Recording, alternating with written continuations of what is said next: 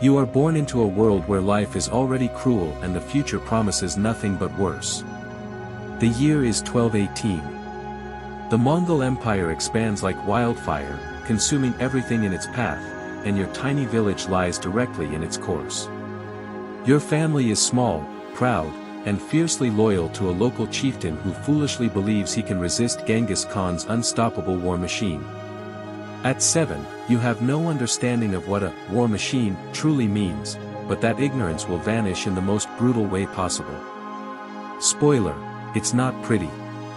For 3 long years, you watch the empire tighten its grip like an unyielding noose. Your village, protected by jagged terrain and the stubborn will of your chieftain, holds out longer than most.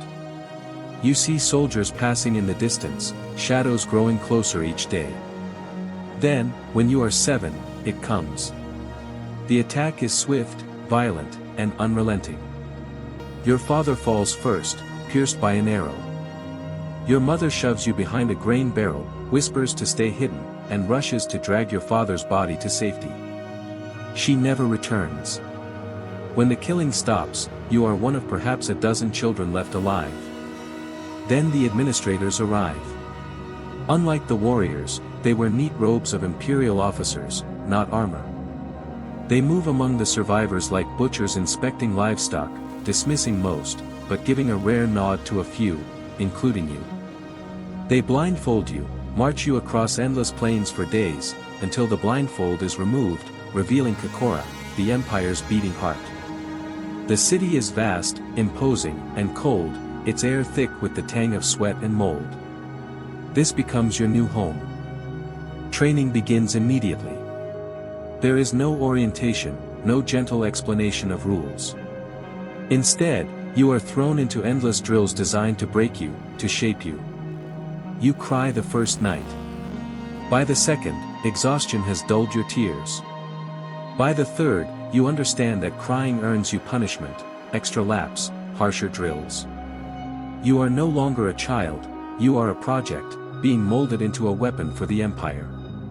You start with wooden swords, leaving your arms purple and raw, progressing to real blades that draw blood for every hesitation. Every mistake is a scar, every bruise a lesson in precision, speed, and survival. You learn to move silently, to hide in shadows, to track footprints and read the ground beneath you.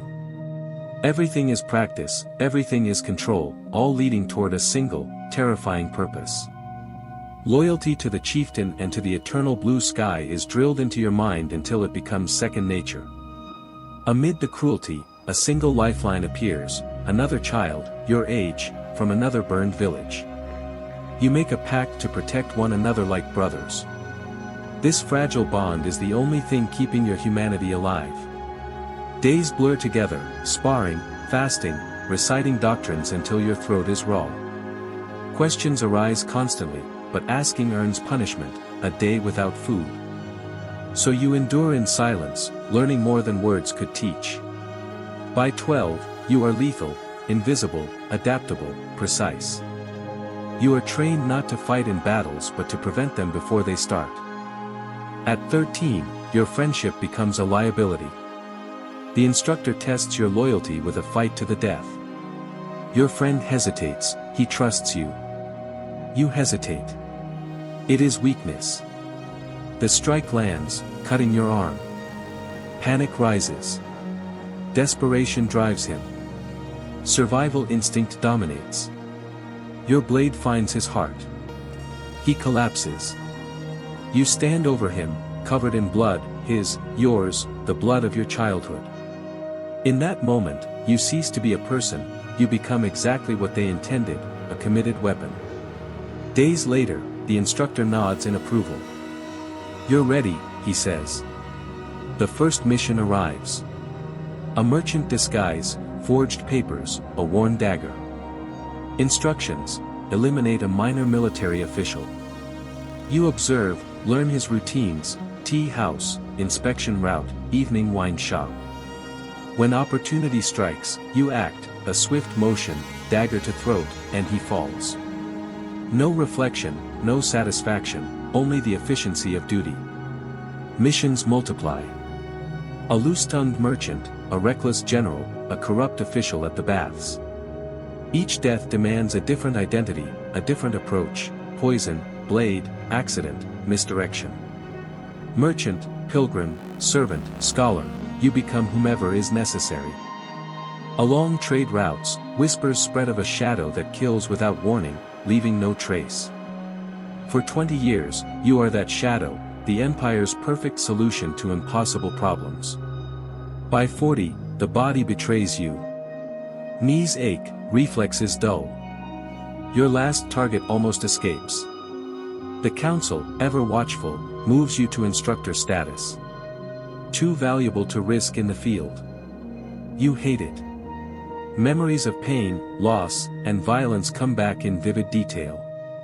Recruits are young, stolen from villages, clutching remnants of homes they will never see again. You teach them as you were taught, forging the next generation of shadows. Friendships bloom briefly, innocence clings for a moment, but you do not warn them. You know their fate. At 51, a compromised student requires elimination. You track him to a fire-lit clearing. In his eyes, you see the reflection of your old friend, the one you killed. He does not flee. "Look at us," he whispers. The words pierce deeper than any blade. You tell him to run, to disappear. He obeys. You return, report the job complete, and vanish from the Empire's notice. You settle in a nameless village among forgotten hills, tending goats, mending stone walls. Life is simple, honest, and quiet. Yet vigilance remains. Knives and tools of your past trade are hidden throughout your home.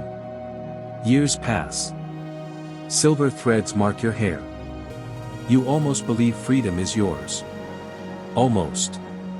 Then the knock comes. 3 measured taps. A former student, grown and trained by your hand, stands at the door. Blade gleams. "You know how this ends," he says. "Fight is inevitable." You are slower, he is faster, trained to anticipate every move. Leg sweep, palm strike, belt knife, all fail. In a final gambit, you grab a clay jar of crushed oleander and powdered arsenic. The jar smashes over his head as his blade pierces your chest. Poison fills the air, gasping, choking, both fall. On the kitchen floor, dying, you understand, the Empire never truly lets go. Once it claims you, your life exists solely for its will. Kill or die. You have learned both. You have been the perfect tool, the shadow, the instrument of death, and now, at the end, it claims you completely.